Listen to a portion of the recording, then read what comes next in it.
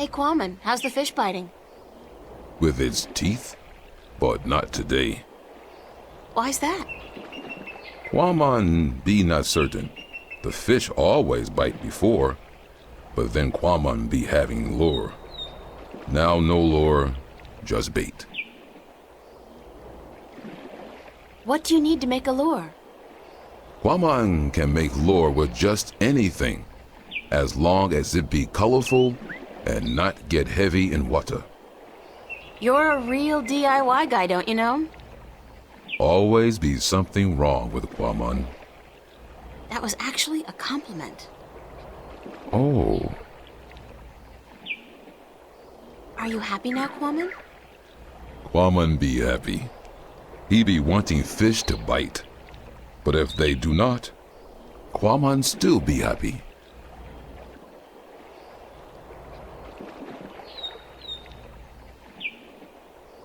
Happy fishing. Thank you.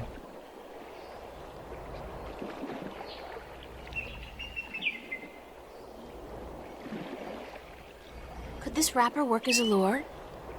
Yes. Yes, with some work. It'd be perfect for a lure. Now Quamon can make one, and hopefully catch many fish.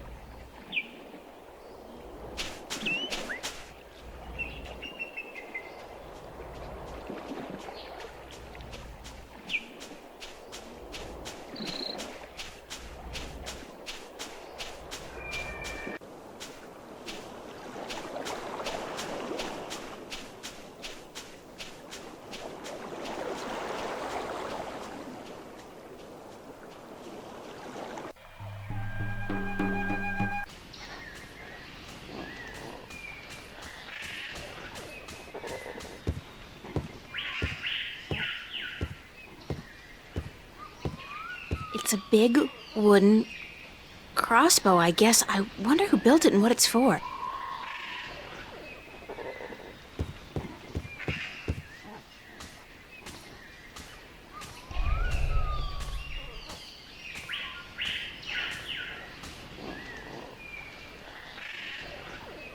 Who built that big crossbow in the tree? I did. Well, I thought of it. And these two nincompoops gave a helping twig on the, manual side. So they built it, and you supervised. Yep, but it's not done. There are still a few pieces missing before we can blast off for Luna. Did you say blast off for Luna?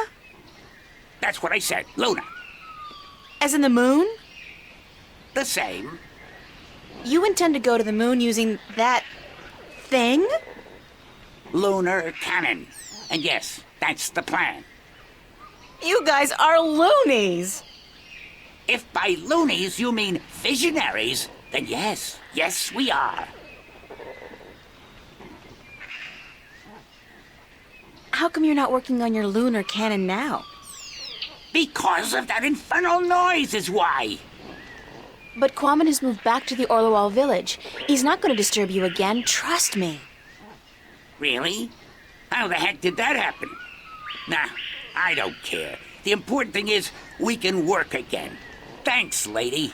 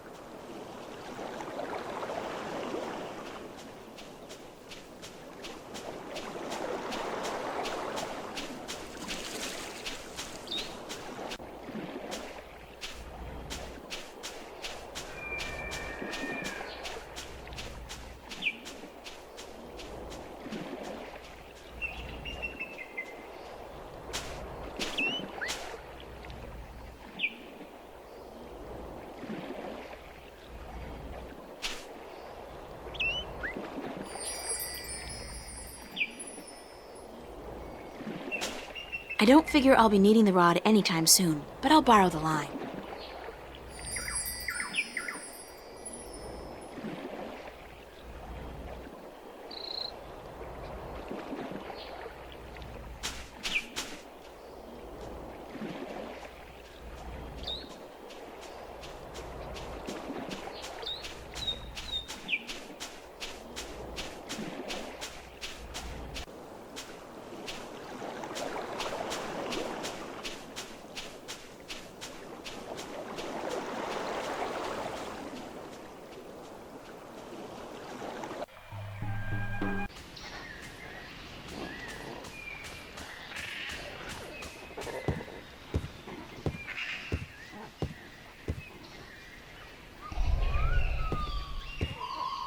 How's it going? Almost there. Oh, one tiny little problem, though. And that is? We don't have a bowstring for our, Propulsion drive mechanism, Wick. what he said, yeah, we need a bowstring. Something strong and flexible and sinewy. Like what? I don't know, lady. I'm no engineer. I'm just a supervisor. String made from animal guts would be perfect. Yeah, but look at us. Do we look like the kind of stickmen who'd make good hunters? Do you see me going after a gate beast carrying what, a cone? A dry leaf sharpened to a razor edge?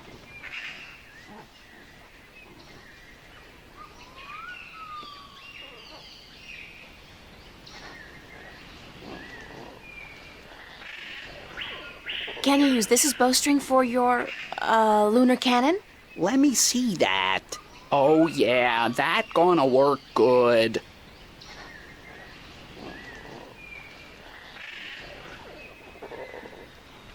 All right, listen up. I got us what we need. And now we finish this damn cannon. Go to work, people. Give us a few minutes, lady, and we'll be all done.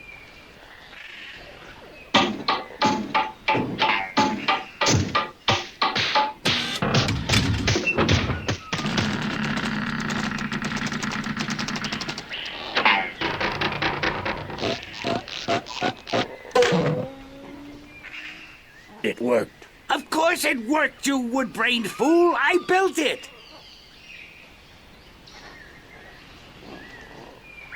Are you done? Yes, ma'am. The lunar cannon is now ready to be tested. Well, Well, what? are you gonna do it? Do what? Test the cannon. Me? And get myself killed? I think not. But go ahead, be my guest. I don't think I'll fit in there. That ain't my problem.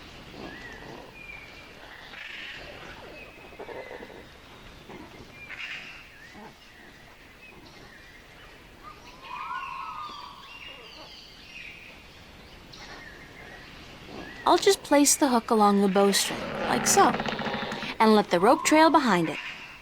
Okay, we're ready to fire.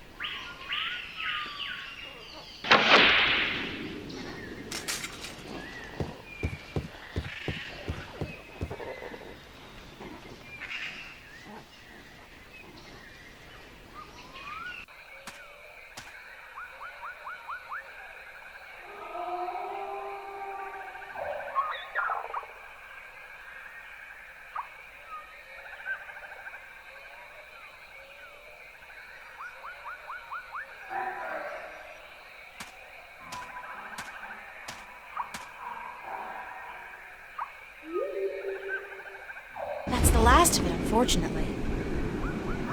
There's a slight updraft here. The wind is channeled through that chasm down there and blown out and up here.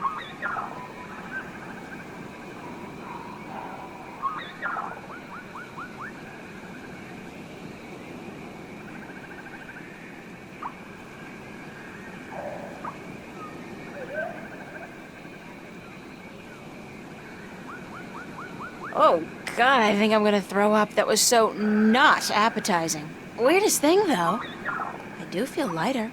Like I lost 90 pounds. I can't even imagine what people would pay for this stuff back home. Ah!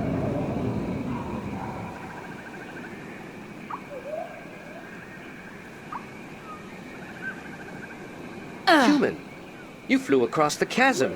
You don't have wings, but still, you fly like the elation. Believe me, I'm as shocked as you are.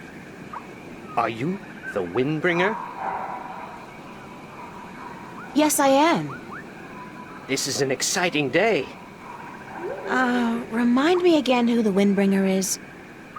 It's said that someone not of the elation shall come among us to float on the wind like an elation, to learn our stories, to bring the wind back to us, and to bring us into a new and happier age. Is that all? You know, I'm starting to forget how simple my life used to be. Family, friends, grades, boys, no prophecies, nobody looking to me for salvation. I don't understand, Windbringer. You should speak with our teller up in the city. She'll be wanting to see you, I'm sure. We've waited for the Windbringer for a very long time. The teller? Thanks. No, Windbringer, thank you.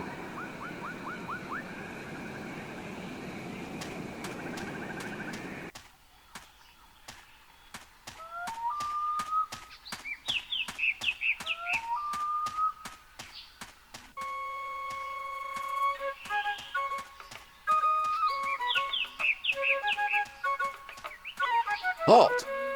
Who would visit the teller? I'm the Windbringer. The Windbringer? You are not the Windbringer. Are you? How else would I have been able to get up here? I am the Windbringer.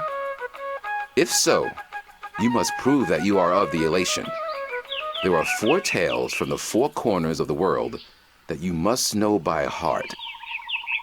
They are the tale of winds, the tale of stars, the tale of sea, and the tale of homecoming. I will ask you 1 question from each tale, and you must answer each correctly, or you cannot be the Windbringer. Are you ready? No, give me some time to prepare.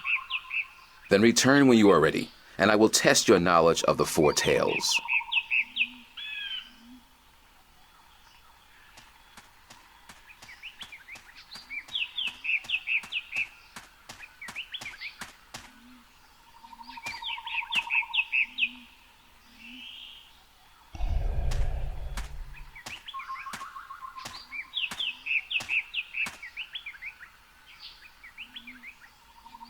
Hi there.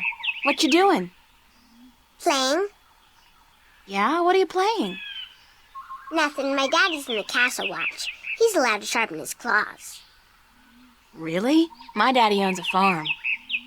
Yeah? Do you have animals there? Sure. He has some cows and some horses and... What's cows and horses? Well, cows are big, brown, fat animals with 4 legs and white spots. And they go moo a lot. And horses? Horses are fun to be around. They run really fast and they can jump over tall fences and they look beautiful and graceful. But the best thing about horses is that you can ride them. I can run fast, too. But I can't fly yet. My wings aren't fully formed. When I grow up, I'll fly far away and see everything. I'll go see our horses. That would be nice. My name's April. What's yours? Saina, will you be my friend, April? Of course, Saina, as long as you promise to be my friend. I promise. Do you know one of the 4 tales of winds, stars, sea, and homecoming? Yes, my mommy taught me the tale of the stars. It's a really pretty story. Do you want me to tell it? Please, Saina, I would like that very much. Okay. This is my tale, the tale of stars, and I tell it to you in my own words, as it was told to me by my teacher, in her words. In the small village of Jinjay near the rumbling hills of Onion, there lived a girl called Mona. She was a curious girl, and she would always get in the way of grown elation. Go play somewhere else, they would say to Mona, but she didn't want to play with the other children. She wanted to be where the grown-ups were, to see what they were doing, and learn from them. But one day, after getting many complaints from the pottery makers and guardsmen and traders and soldiers in the village, Mona's mother told her that she wasn't to interfere with the grown-ups anymore. and that instead she could go play with the other children, or sit still and draw or work with clay. But Mona was always curious, and now, since she wasn't to be among the grown elation anymore, she decided to go exploring the forest that lay just outside of the village of Jinjay. She had many times been forbidden to enter the forest because it could be a dangerous place, but Mona was very curious. Of course she wasn't planning on going far into the forest, but then her eye caught sight of a white flufftail hopping through the tall grass, and Mona, curious as ever, gave chase. The flufftail ran away into the forest, and Mona followed, blind to where she was going, and interested only in catching the white flufftail so that she could keep it as a pet. But then, after a good while, the flufftail disappeared into a hole in the ground, leaving Mona alone in a small clearing, somewhere deep inside the forest. She was exhausted after running after the flufftail for so long, and as she looked around the clearing at the unfamiliar trees and flowers, she realized that she hadn't been paying attention to where she was going. Not for the first time, her curiosity had gotten the better of her, but this time it was serious. Mona was too young to fly, and she had very little sense of direction, and chasing the white flufftail had made her dizzy and tired. It was getting darker, and Mona was all alone in the deep, dangerous forest, too sleepy and too scared to be able to go anywhere. Mona curled up with her wings wrapped around her under the leaves of a tree and began crying. Soon it got really dark, and somewhere, not far away, wolves started howling at the moon. Mona was so scared she was petrified, but after a while her exhaustion got the better of her, and she fell asleep. She woke up when she heard a voice calling her from somewhere far above. Looking up at the starry sky, Mona saw a vision of the spirits of 5 tellers gazing down at her. "You have let your curiosity lead you astray," said one. "You are lost, and you deserve to be lost," said another. "Poor little girl," said a third. "We will help you home," said a fourth. "But remember this," said the 5th spirit. "We will lead you back to your village and to your mother only if you promise us one thing." "I promise," said Mona. "Whatever it is, I promise I will do it." "Very well," said the 1st spirit. "You will make the story of this night into your own tale, and you will call it the Tale of Stars." "It will be a tale to warn the curious to be careful," continued the 3rd spirit, "and to not let their curiosity get the better of them. And," said the 2nd spirit, "to remind the elation that the spirits of their tellers watch out for them when they most need it." And so the spirits of the 5 tellers guided Mona through the forest, and by dawn she was home.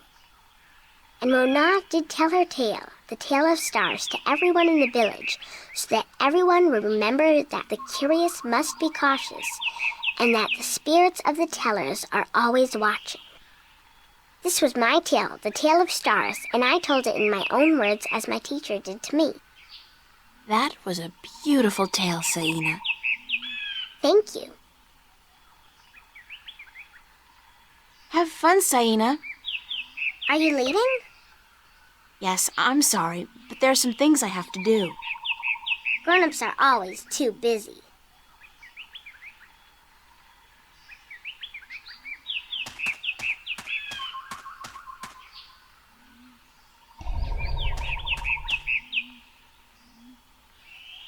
Be careful, don't come too close. I'm almost done with this pot. Sorry. Are you here to buy pottery? I didn't think traders were allowed up here. No, I came to speak with your teller. Really? I didn't know the teller spoke with anyone from the outside. You must be a very special girl. Supposedly. My name's April, by the way. Nima is my name. Nima of Ta'ama, the only elation village on Elais. Do you know one of the 4 tales of winds, stars, sea, and homecoming? I had to learn the tale of homecoming. It took a long time, but I think I got it now. I'm better with pottery than I am with the tales, unfortunately. Do you want to hear it? Please. Very well. This is the tale of homecoming, my tale, and I shall tell it in my own words, as told to me by my teacher, in her words, and by her teacher in turn. Moran was a handsome young Elation man with strong wings and a hardy beak. He lived below the white cliffs, where the water was salty and the fish plentiful. Moran was betrothed to Inara, the loveliest girl there ever was. She was fair and slender and tall, and her eyes were the clearest shade of blue. But Moran was hesitant to enter into union with Inara, to become her husband and to give her children. He would always come up with a new excuse for why they had to wait a little while longer. Now, Inara was skilled at pottery, but even more so with stories, and the teller of the village had many times asked Inara to be her apprentice, to learn all the tales, so that someday she could take over as the teller. But Inara refused, knowing that if she did accept the teller's offer, she would never be able to marry Moran, because a teller cannot have a husband nor children of her own. Her refusal to become the teller's apprentice was unheard of, because who could refuse such an honor? But to Inara, love was more important. Her love for Moran was beyond honor, beyond reason. But despite Inara's love, Moran was still hesitant. And then one day he told Inara, "I am traveling on a pilgrimage to the far shores. I will be gone for some time, and while I am traveling, and in accordance with our traditions, I will be freed from our betrothal. Not until I come back will the bond between us be renewed." It was not unusual for a young Elation man at that time to go on a pilgrimage, and the bond between the betrothed would often be cut while he was away, to be formed again upon his return. But Inara was heartbroken, because she had thought that Moran would soon want to marry her. When Moran saw her tears, he said to her, "Do not weep. When I come back, I promise I will marry you. Just wait for me, and stay with your pots, to make the time pass quickly." And then Moran left on his pilgrimage to the far shores. Many years went by, and Moran had exciting adventures on the far shores. But by and by, he began to long for home, and for Inara, and now he had finally realized that he loved her, and that he wanted to marry her. But when he returned, he could not find Inara amongst the pot makers. He went to visit her family, and they told him that, after waiting for many years, Inara accepted the teller's offer of apprenticeship. And that when the teller left on the last wind during the previous winter, Inara herself became the new teller. Angry, Moran made his way to the teller's nest, and when he saw Inara, he said to her, "You promised me you would wait." But Inara did not say a single word in answer. She just turned around and lifted something wrapped in leaves from the cot behind her and gave it to Moran. Moran unwrapped the package, and inside he found an old pot, cracked and broken in two. "What is this pot?" he asked. "And why did you not wait for me like I asked you to?" And finally Inara spoke, and she said to Moran, "I made this pot for you, my dear Moran, when you left, because I wanted it to be my marriage gift to you. But when many, many years passed, I finally realized that you did not love me the way I loved you, and to live hoping otherwise would be death." "But I want to marry you," cried Moran. "I came back." But Inara just nodded at the broken pot in Moran's hands and said, "Like an old pot that is left without care, a heart may break in two, and a broken heart can never be mended." And so Inara turned away, never to speak with Moran again, and Moran's heart, like the pot that was left untended, broke in two, because absence makes a heart brittle. This was the tale of homecoming, my tale, and I told it in my own words as told to me by my teacher, and as I will tell it to my student when the time comes. Thank you, Nima. You're welcome, April.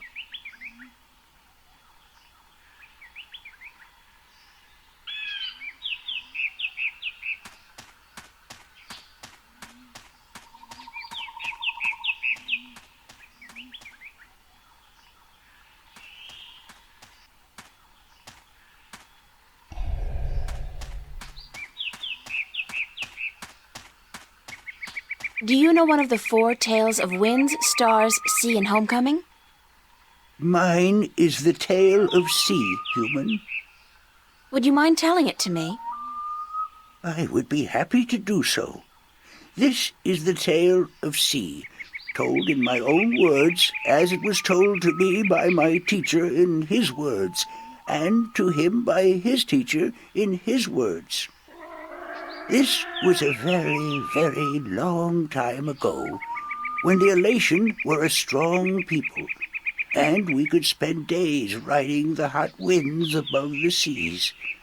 We hunted fish then, and we were at war with the Merum, the wet-tails. Achilles was one of the strongest warriors there was. His claws were sharp and long, his beak pointy, and his teeth strong. Achilles was admired by everyone in his clan, and because of this he was cocky and arrogant. So one day the teller of Achilles' city asked him to perform a very important and very special duty, to bring a sacred jewel to the teller of an Elation town across the sea. This particular jewel was very important because it signified a union between the 2 towns, and it would benefit the people of both that it was delivered safely and promptly. Achilles grinned and told the teller that he would deliver the jewel both quickly and safely, and that she was not to worry. But the teller did worry, because Achilles was young and too sure of himself. But she wanted to test him and to teach him that sharp claws, a pointy beak, and strong teeth are not all a warrior needs, that a warrior must also be wise and careful. So Achilles set out across the sea on his flight. It was on the 4th day that he spotted something in the water that caught his attention, and forgetting his duty and following his curiosity, Achilles dived towards the water to investigate. When he came closer, he saw that there were Merum in the water, foolishly hunting close to the surface, and Achilles saw an opportunity to again prove his might as a great warrior to his people, and to capture the fins of a few wet-tails. But this time Achilles' arrogance got the better of him, because the Merum had set a trap. As he dived towards the Merum with his claws, a spear shot up from the water to hit him. Achilles struck the water and dropped the jewel he was carrying, and it was all he could do not to drown. Achilles was bleeding, and the Merum were grabbing onto his wings and his legs, but he fought bravely, and finally he managed to escape. But even though he now lived, he was dead inside, because the shame of losing the sacred jewel would always be with him. Achilles could not return to his village, because he had neglected his duty to his teller and to his people, and so he went away to a small island where he could be alone. To himself and his people, Achilles now became the lost one. He who had been on a sacred mission, but had failed in his arrogance. A year passed, and one day Achilles met with human traders from a ship that came close to his island. From the traders, Achilles heard speak of a hideous creature that lived in the sea, the octowoe. The octowoe was said to have a third eye, like a jewel, and that this eye pulled hapless sailors into its deadly 8-armed grasp.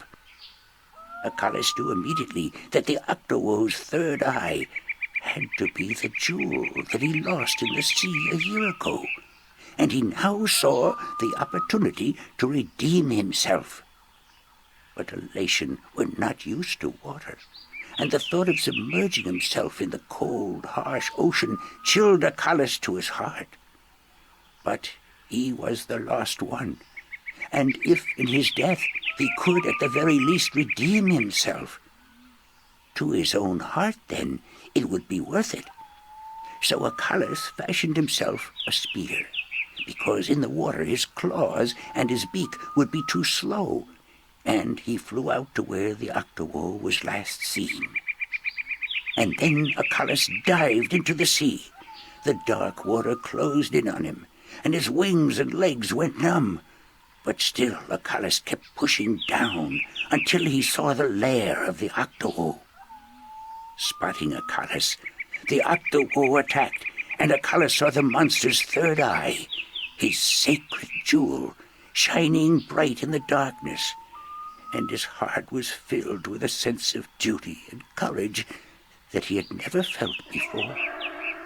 But as he began fighting the 8-armed monster, Acalus realized that if he were to fight like he usually did, he would not stand a chance. He would have to think differently. And so Acalus tricked the octowoe into following him through a tight chasm where the monster got stuck. And then he swam above it, and using his spear, tipped a rock on top of the octowoe. Swimming back down again, the octowoe was flailing helplessly. Now, almost out of air, Acalus took the sacred jewel from the octowoe's head and swam back up. Finally, Acalus could deliver the sacred jewel to the town across the sea, and upon returning to his village, he went to the teller, bowed his head, and said, "Forgive me, teller, for in my arrogance I thought I could do everything. But I could not, and I became the lost one because of it." "You were lost," said the teller, "but you are no more. Because now you see the limits of your own strength, and you will know that a warrior must be careful and wise, in addition to being strong and fierce." This was the tale of sea, and I told it in my own words, as told to me by my teacher.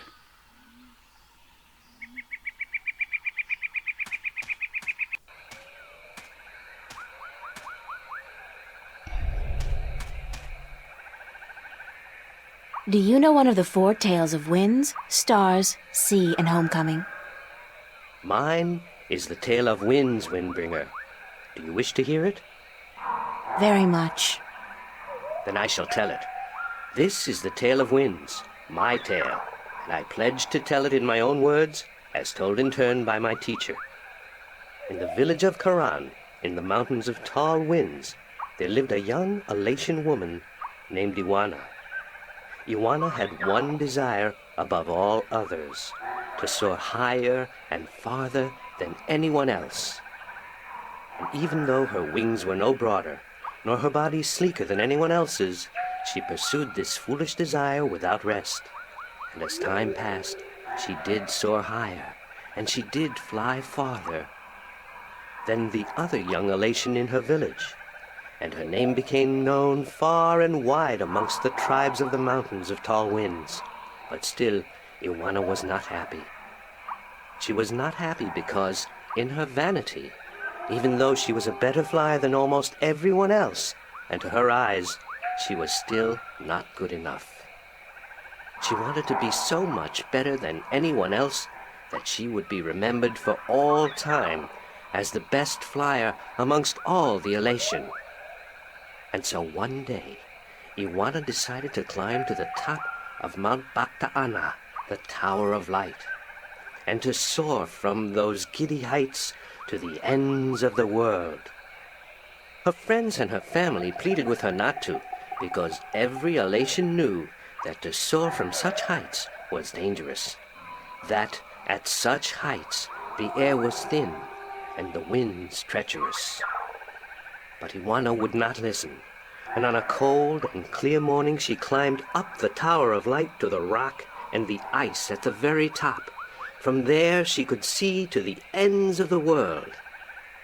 And it brought tears to her eyes to know that now, finally, she would be greater and better than any Elation before her. And so Iwana spread her wings and leaped off the mountain. Those who watched her from far below said that for a split moment Iwana soared, and she soared higher and farther than any elation before or since.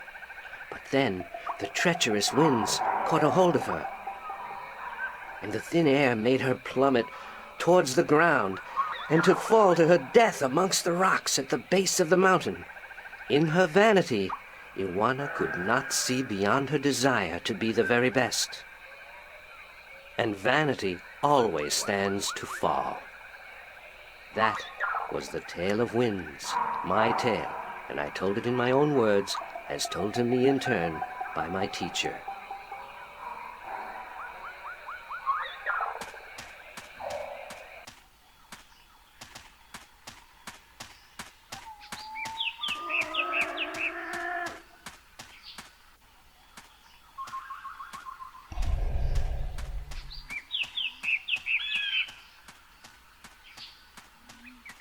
Are you ready for the questions now? Yes, ask me the questions. In the Tale of Winds, which mountain did Iwana fall from in her vain attempt to fly higher and further than anyone else? Mount Bactaana, the Tower of Light. That is correct. In the Tale of Stars, what did Mona see in the sky that helped her find her way home? The spirits of 5 tellers. That is correct. In the Tale of Sea, what creature did the Lost One battle in his quest to recover the sacred jewel? The Octawo? That is correct. My final question to you is this. In the Tale of Homecoming, what was given to Moran by his teller when he returned from his pilgrimage?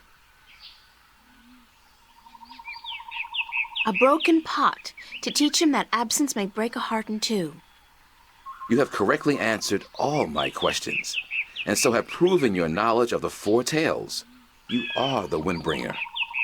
The teller would see you presently.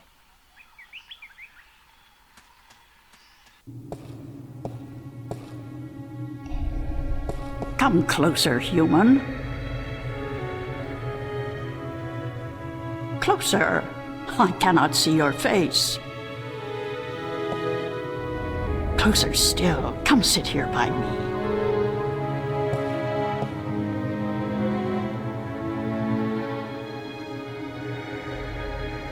There you are. You see, my eyes are not what they used to be. Ages ago, I could spot a ladybug crawling up a straw of grass from 15 tree lengths up. Now, I have a hard time seeing my supper. But my ears, balance be praised, my ears, they are as good as ever. I could hear you outside, learning the tales my children tell. You are a good listener and a fast learner. They were interesting stories, and your people told them well. That is what we do. The elation are the keepers of the tales, and I am their teller, the one who must know all the tales told since the day we came to this world. How can you do that? How can you remember every story ever told? The secret is to tell them often and to tell them in your own words, not the words of your ancestors. Doesn't that mean that the stories change with every generation? Yes, as all tales must. Change is important. Otherwise, the tales will have no meaning to us. They will just be words, and we do not care about the words. We care about what the words tell us. How long have your people been telling stories? Since the beginning, human. Since we came to this world a long, long time ago. You're not from Earth? From Arcadia? Not according to our tales. We came on a great wind before the divide, when the earth was one and humans had yet to learn of magic and science. But we were a different people then, and the tales we tell from that time are vague and incomplete. Like myths and legends, the younger elation pay little attention to these tales. Sometimes I worry they will be lost with me, these tales, and I am getting old, very old.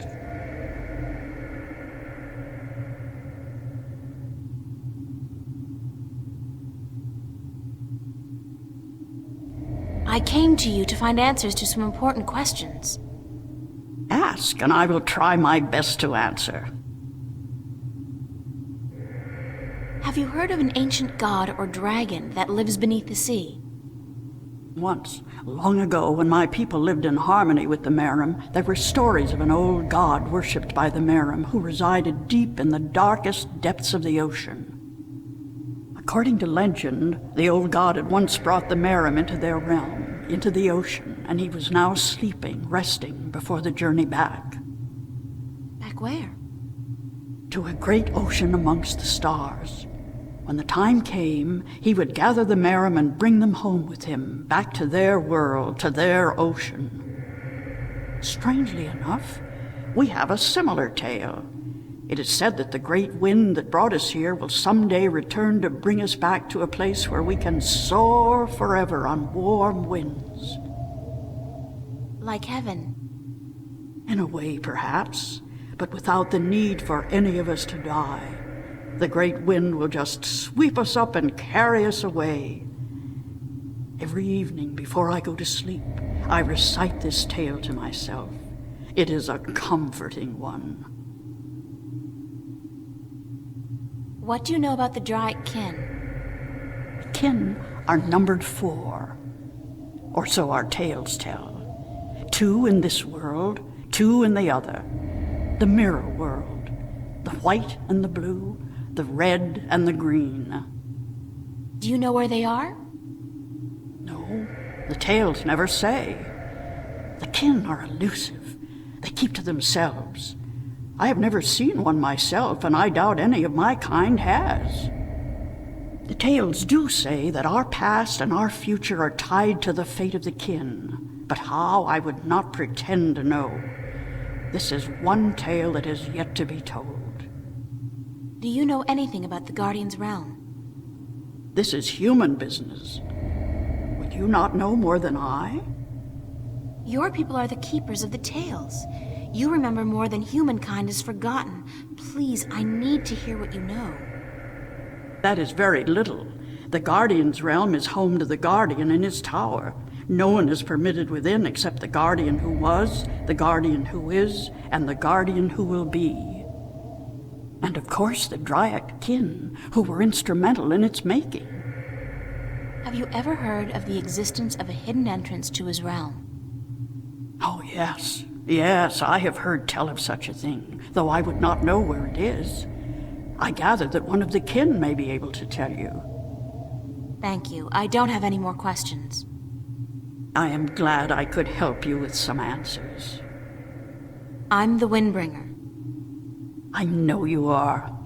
It's strange to me to hear those words spoken. I did not think they would be in my lifetime. But here you are, standing in front of me as real as the sky is blue. I'm sorry I have to ask, but what is it that the Windbringer is supposed to do for you? I did not expect you to walk in here and have all the answers, child. The balance has both blessed you and cursed you, and it has sent you here to do what it wills. The Windbringer is said to be the first sign of the great wind that will take us away from here. For a long time, the Elation have lost the strength they used to have. Our bones have become weak, and our wings fragile. Where we used to be able to soar for days on strong winds, we are now using our legs to walk rather than fly. Why this is, we do not know. 10 yen. You know of the reason for this? I'm just guessing, but it makes sense. Go on. The tales also say that the Windbringer will unite us with our past and end the age-old strife. I know. You must make peace and be reunited with the Merim. You share a common ancestry. I have always thought we did. The tales were too similar, the signs clear. But my people, they they will have a difficult time understanding why and how this can be. If you don't, both the elation and the Merim will die out. When war broke out between your people and you were forced to move up into the mountains, it compromised a precarious symbiosis. A substance called Tanyan was abundant where the Merim and the elation lived in close proximity. It brought fish and heat and light to both your people. But now, living up in the mountains, your way of life, your diet, your customs and habits, they've all changed. And that's probably the cause of your brittle bones and fragile wings. Then we must make peace with the Merim and restore the balance between us, so as to strengthen us both and prepare us for the journey that will surely come soon. When our sitting is over, I will speak to my people, and I will elect one representative from the elation to meet with the Merim in the place of your choosing to open a dialogue. I guess it's time for you to talk to your people and for me to make arrangements with the Merim. Where do you wish for our meeting to take place, Windbringer? You want me to decide? Well, I know. Send your ambassador down to the ancient caves by the beach. Inside, there are remnants of an old elation settlement and a Merim city. It's a good place for your two people to meet, don't you think? Yes. And could you ask if they would bring their half of the stone? The stone? You have the other half? We have held onto it for centuries, knowing that someday it would be of use to the Windbringer. It will, trust me. Then we must make haste and arrangements. It is an important day, so let us not waste light. Go and wait for my ambassador in the caves.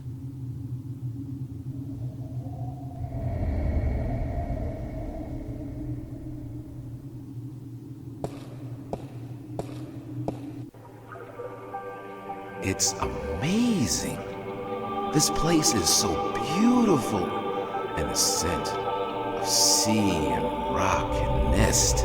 This scent is of home. This was home a long, long time ago, according to the tales. We lived in peace with the with the Merim back then. Now you'll be able to live in peace again. And with the Tanyan bringing fish to your doorstep, you'll be able to eat well and restore strength to your bones. Soon you might even be able to soar on the winds for days like you used to do. I hope you are right, Windbringer. And I hope that the Merim will see the sense in it too. They are coming, are they not? They said they would. Hush, I hear something.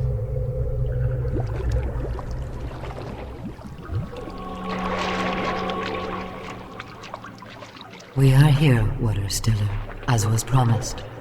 Good.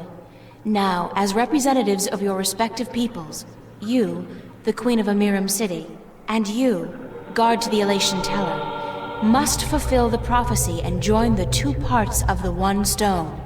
We hope that our peoples may be joined again, elation, and that we may live in peace and prosper.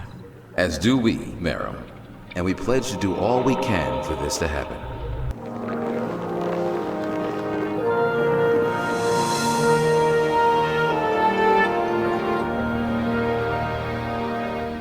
The stone is now whole, Windbringer, and the elation and the Merim will once again be as one. You may take it with you. Thank you. The both of you. Come now, April, and we will take you to our sleeping god. May his wisdom guide you and lead you down the right path.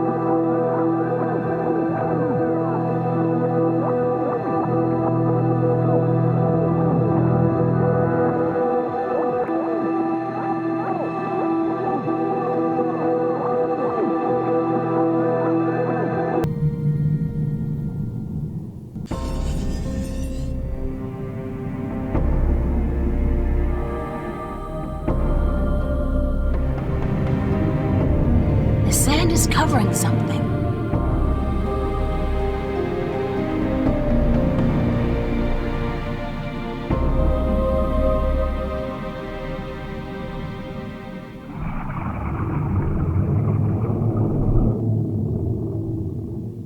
It's some kind of organic sensor. Hello? Is anybody in there? Spooky. Well, I guess it's an invitation of sorts.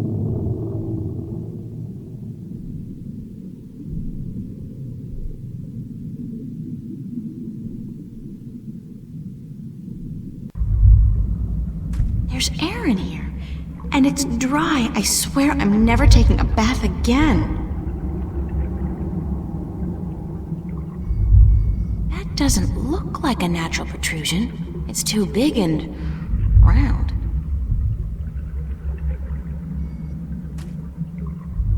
I know you.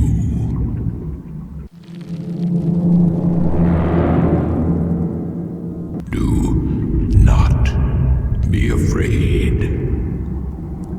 I know what you are. You do? Yes. Yes. What would you hear? I do not like to be disturbed. I wish to be left alone. I wish to rest until the day of ascension.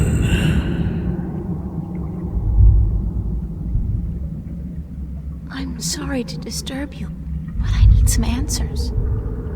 Everyone needs answers. Everyone has questions. I am not the oracle.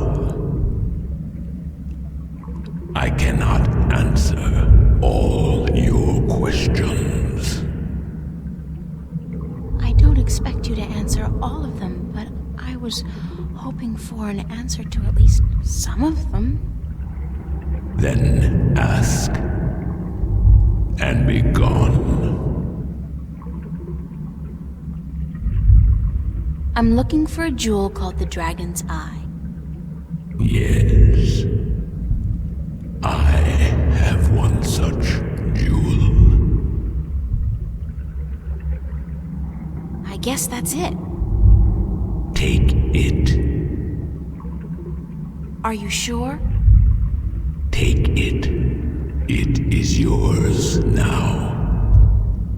It is part of your destiny. Okay. Tell me if it hurts.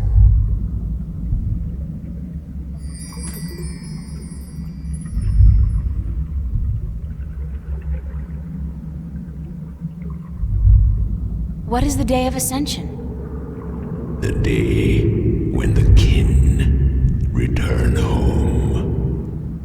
When my siblings come to me, and we rise toward the stars for our journey back to our cradle.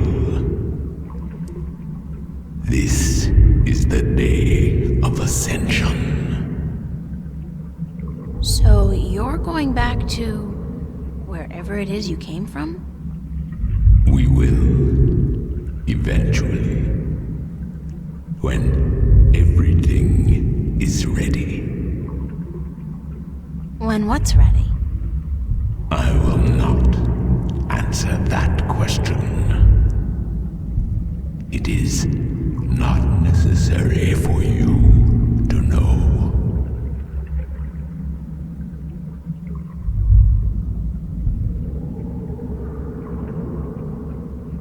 What am I? What do you mean? You said you know what I am. What am I? You do not know. Then it is not I who who should teach you about your heritage. You must make this discovery on your own. Listen, I'm tired. I'm wet. I'm at the bottom of the sea, and I'm breathing with the help of a polyp stuck in my esophagus. So just cut the Buddhist bullshit about a journey of self-discovery and answer my question. Please? Your question has already been answered.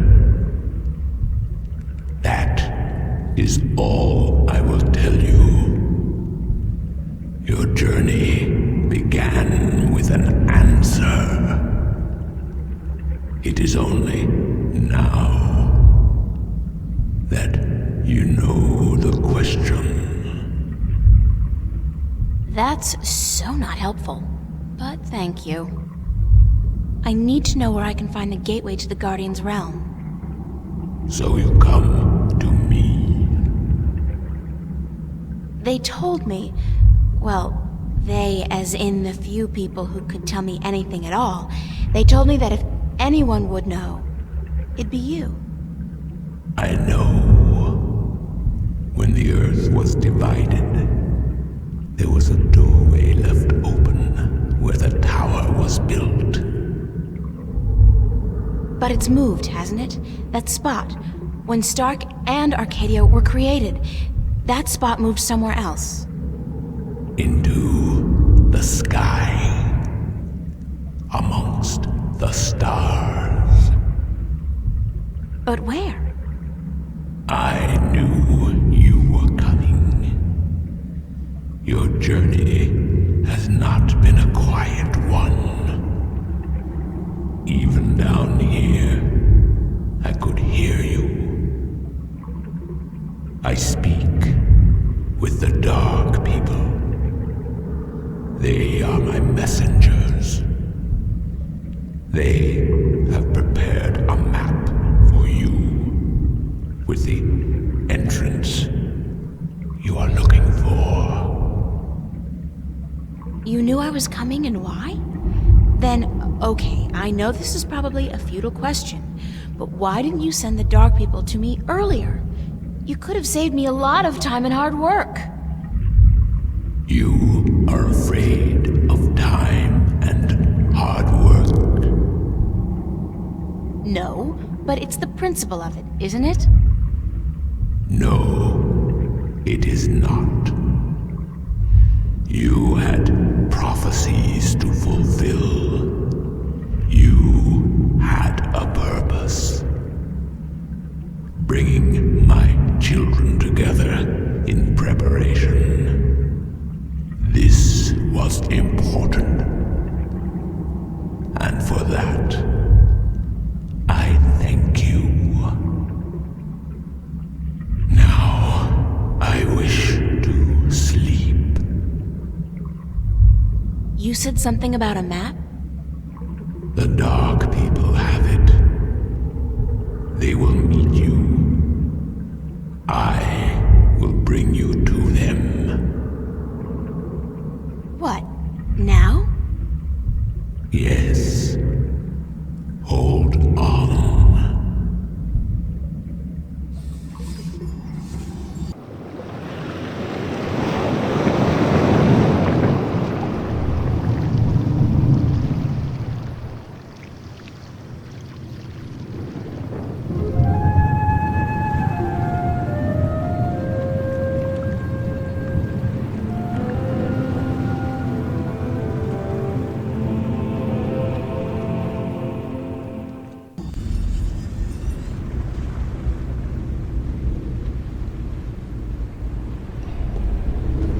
Thanks for taking me on board. Who are you? Well, I thought you... I mean, didn't the old dragon... Well, I'm April Ryan, from Stark, and I guess you're a dark person. But who are you? I'm just a student, not anybody special. You are special. Who are you?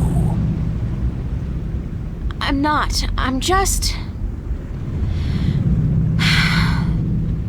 I'm the Windbringer. I'm the Water Stiller. I'm April Bondu Mbata of the Banda and the Venar Kangang La. I'm a shifter. I will someday become the 13th Guardian, the protector of the balance. And I'm April Ryan. This is who I am. Yes, that is who you are. And you are a wave.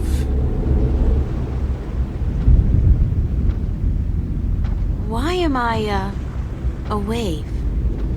You have a purpose. You play an important part in the cosmos. A wave is someone who propels people and events toward change, towards the future. And that's what I do? You are a wave. There are ripples from your passing, and they spread wide and far. Those ripples will never die down. The worlds will be changed by your journey. You're telling me that everything I do affects the universe? You cannot escape it. You are a wave.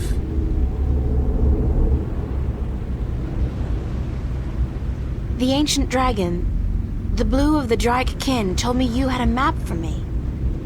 A map of stars, yes. It was made for you in our library and given to me to hold. It is yours now. Keep it well. It is the only one.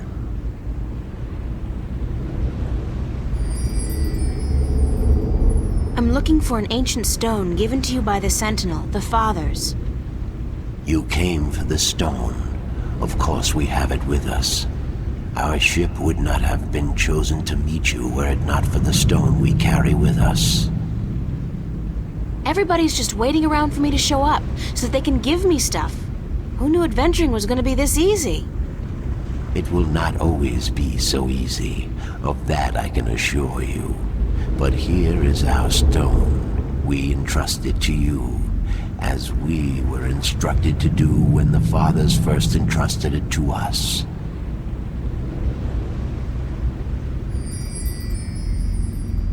Can this ship take me back to Mercuria? I mean, would you mind? We will bring you to Mercuria henceforth. It will take the night, but we will be there at first light. That's fine. Thanks a lot. You are free to rest here, to sleep, while we travel. The flames will keep you warm, but do not move too far away. My brothers are not friendly with outsiders. They do not take kindly to intrusion. I'll keep that in mind. I'm staying right here.